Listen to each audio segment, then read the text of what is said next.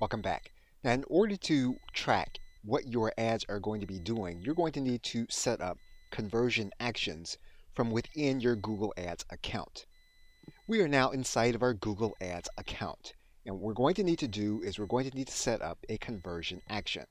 So we're going to click this button that says New Conversion Action. You're then going to track the area where you're going to be directing people to. In most cases, you will be working with a specific website. And a website tracks website conversions, link clicks, page views, and signups. This is how you're going to measure the effectiveness of your YouTube ad. We're going to click Website. We're now going to write in website domain. Once you write in the website domain, you're then going to click Scan. What you're then going to do is you're going to identify the events that you want your business to measure from within your Google Ads account. So you're going to come down into this area and you're going to select a specific goal that you're going to measure with your YouTube ad.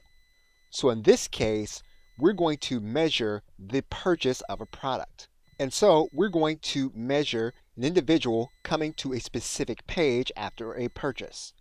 So we're going to state that we want to measure the purchase, and the URL is going to be a specific URL. So we're going to get the URL for a specific thank you page that an individual is going to land on when they make a purchase of our product.